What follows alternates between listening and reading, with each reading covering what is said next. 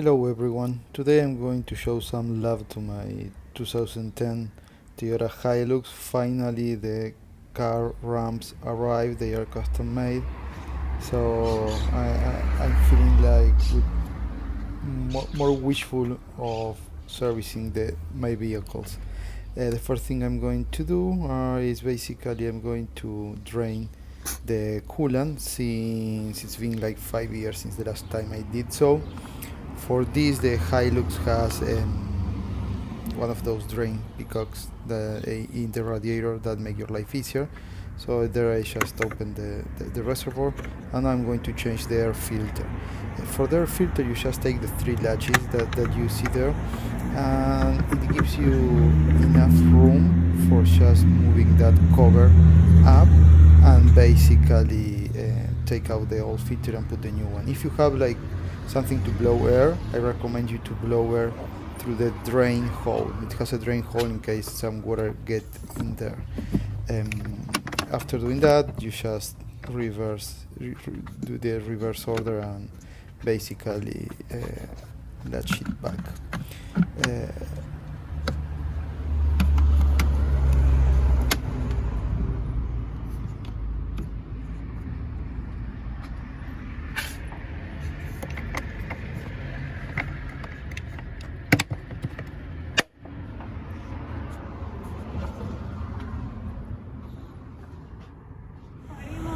Apart from the air filter and the coolant flash, it's a good time also for replacing the cabin filter. I'm just taking all the mess out from the glove box, and the process to remove it is very easy. So you just basically put pressure on the sides of the glove box, and that basically will unlatch the glove box and will give you access to the cabin filter box. You just put some pressure, as you see, and that's it. It's pretty fun because when I did that, you see there, that's on the other end for the cabin that basically went to the back behind the glove box. The box, the cabin filter box, it's a 5 minutes process. You just take it from there. The filter, the cabin filter, as you see, it's pretty dirty after 1 year of being driving without changing it. It's one of the most expensive things you do it. I mean, it's even more expensive than the air filter. I buy everything original from Toyota, but it's very easy to replace it because both the cabin filter box and the cabin filter itself are they both have arrows pointing up how the flow and how the flow goes and how the filter should be placed. So it's really easy, there's no way to make it wrong. And then you just need to place like that cover there and put some pressure. If you have a flashlight, it's even easier. Okay, I've been doing this for a long time, so I don't even need a flashlight or even see to know I did it right. But basically that's it. As you know, typically all processes are pretty similar in all Toyotas, and no matter if they are truck or cars. You just put those hooks where they go and put some pressure back to basically to close it and put it back. But the difference between the trucks and the cars, or even the simpler trucks like this one and the fancier ones, is you don't have like that extra plastic stripe that you hook from the side. It's just that.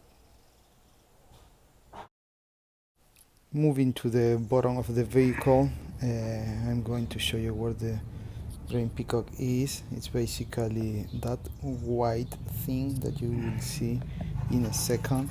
The difference between, and you will see it with my fingers there, the difference between the cars and the trucks is that in the cars you can see them with the hood open. Okay, the truck, given its highness and the clearance from the floor and how they are designed, you won't see them. It's a mess. You need to go like under the car and basically try to identify it by feeling. but it's just like you just unscrew the peacock and the coolant will start flowing. As always, please remember that the coolant is very poisonous, and they say that it's sweet as well, so it's a danger for the pets. So try to dispose that coolant in a proper way. And what I like to do, given that I change the coolant regularly, it's not something that I do every 15 years, okay? It's something I do every 3 or 5 years, or every 2 or 3 service intervals, depending on the car and the number of things. Basically, what I do is I just drain it, fill it with distilled water, use the vehicle for a couple of days, just to make that water like sort of like cleaning inside without even any specific cleaner. And then after a couple of days I repeat the process maybe for a second time, and then I fill it in with the right coolant. Okay, well, this is something very well known, but basically after you fill the reservoir, just turn the car on and basically let all those bubbles and refill it until you get to the right level. And those are like the car ramps that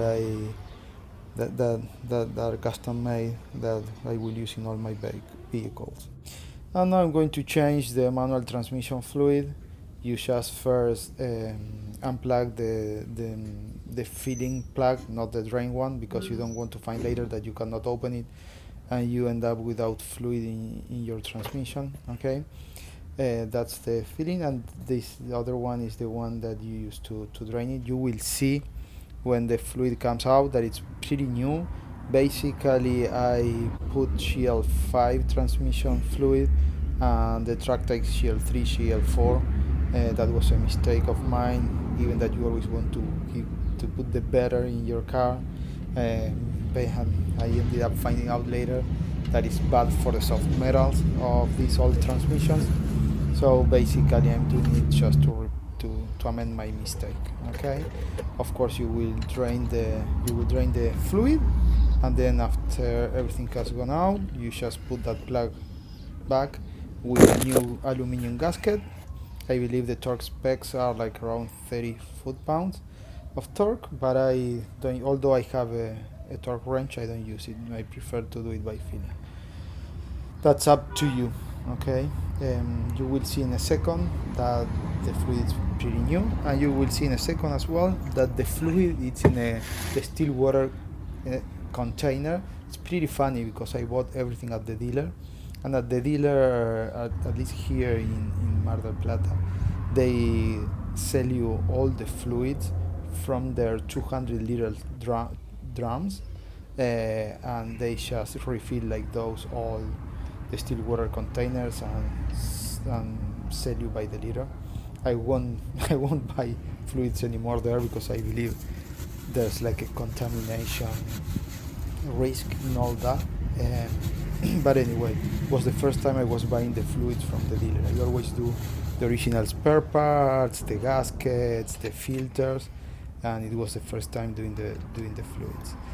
Of course, you will need something to pump that fluid to the transmission. So in my case, I use one of those manual pumps, and you fill it until you have a constant stream of fluid coming back to you.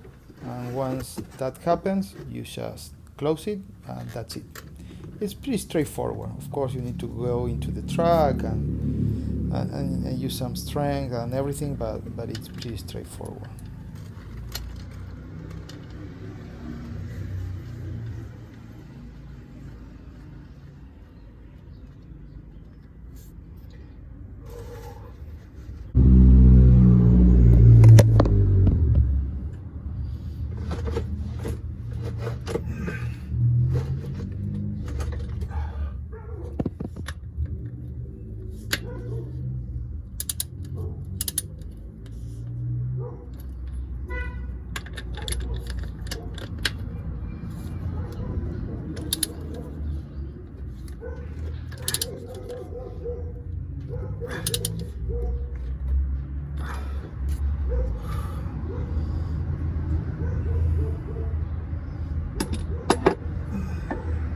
going to change the engine oil. Of course, I have a, as I was telling, I have a torque wrench, but basically I don't like using it. Everything ready for the oil change, and I was planning to show you this great trick of using like an empty plastic bottle to miss the frame when you drain the oil.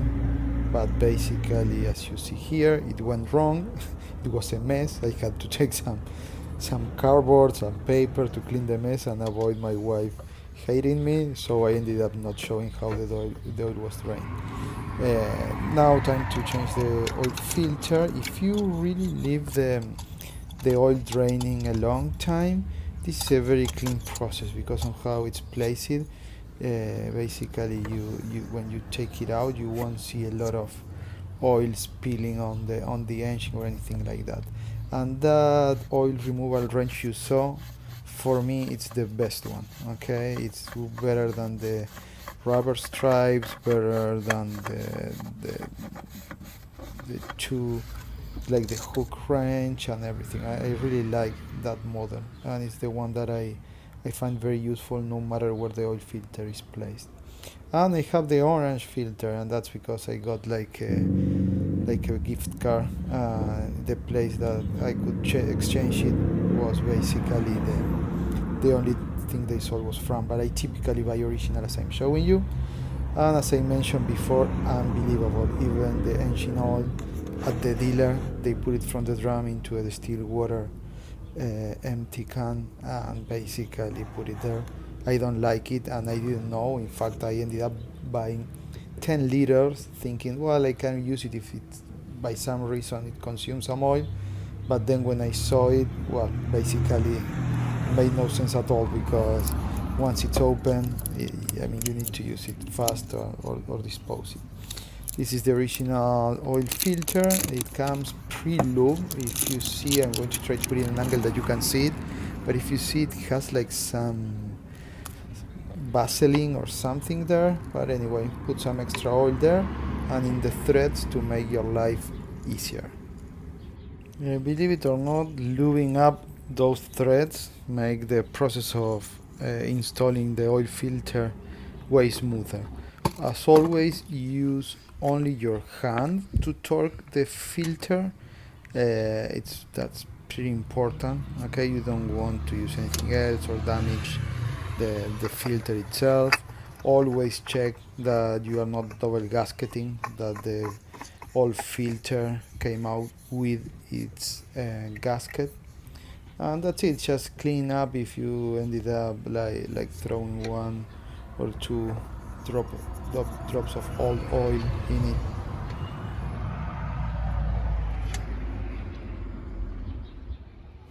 And once the filter is back there, you have your drain plug back and adjusted. It's time for pouring the new oil into the engine. As always, try not to overfill it. Okay, so go to the right amount. Try to add like 80-90% of what you believe it needs. Then turn it, give a little. Take like 5 minutes the car to make the engine warm, and that's going to be it. And now what you see is basically I drain it like the still water from the radiator using the drain peacock again, and now putting the real coolant, the original coolant back. What you will see there is that you have in the reservoir 3 marks. One is full, empty, and then a B. A B is used for this occasion. So you fill it till the B, you turn it, you will see some bubbles, you will see the level going down, and then you refill it to the B. And you do that a couple of times the first times you take the truck or the car out. And something I love to do is basically renewing the the power steering fluid. So in this case, the truck takes Dextron 2, Dextron 3. That it's pretty cheap. Here in Argentina, it's like $2 a quart, and you will only use half a quart for this. So what I do is I use like the manual pump to take all the fluid, the power steering fluid out of the reservoir. Then I complete it with new fluid, and after I do that I turn the engine on. And what you do with the engine on is basically you move the steering to the top right and to the top left a couple of times, with, of course, the power steering fluid cap on. Okay, please don't leave it open, but you do that 2 or 3 times, to the top right, to the top left, and then you take the fluid out of the reservoir again and you complete it with new fluid, and you do that 2 or 3 times. Okay, so after you do that 2 or 3 times, that's going to be it. And coming back to the coolant topic, basically I ended up putting in 7 liters of coolant, and I believe the total capacity is like 8.5. So basically I ended up making it almost completely with 50-50 coolant. So the real percentage might end up being like 45 to 55 or 40 to 50, which is perfectly okay for most situations. Alright, thank you very much. This was a long video, but I was showing a lot of things. I hope you enjoyed, and see you in the next video.